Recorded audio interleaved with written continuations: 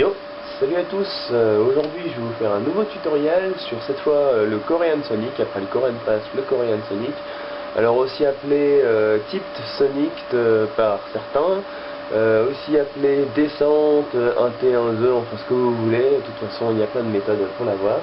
Donc la figure en elle-même, c'est celle-là, voilà, comme ça fait pas impressionnant. Bon, dans un combo, on va faire un truc, comme ça, voilà.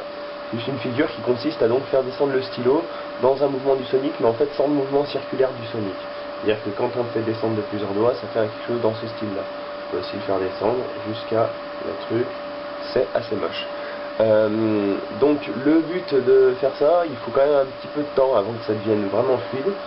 Mais donc le tout c'est de le monter ici, de le prendre par le pouce et l'index, et de le faire descendre en décalant l'index comme ceci, et en gardant donc le tout en fait de travailler, c'est juste quand on est dans cette position là, de bien savoir replier l'index et avoir le pen qui redescend entre le pouce et le majeur. Donc le tout c'est vraiment de savoir replier ça. Après on rajoute des petits artifices pour que ça fasse plus joli et que ça se voit un peu mieux. Donc le tout c'est vraiment de trucs là. C'est-à-dire les petits artifices que je veux dire, c'est de le faire bouger comme ça dans un mouvement, mais quand c'est fait vraiment rapidement et bien fait, ça peut être enchaîné avec des belles figures, tout ça, ça peut être joli.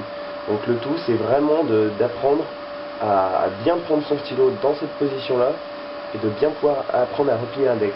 Parce que vous voudrez le faire redescendre jusqu'à l'annulaire et de le faire plier comme ça, à savoir que le stylo souvent on prend plus sur... il faut vraiment prendre l'habitude de bien replier les doigts comme ça, et c'est une habitude à prendre, donc ça a travaillé, hein, comme beaucoup de figures dans le Kung Fu. Mais vraiment le secret c'est de, quand vous arrivez dans la position comme ça, de bien pouvoir le replier et de continuer à le faire, et le faire vite surtout. Et le faire vite et le faire avec des petits mouvements comme ça de va-et-vient, ça fait un tout petit peu plus classe, puis souvent de toute façon c'est comme ça que ça se fait. Voilà, ciao.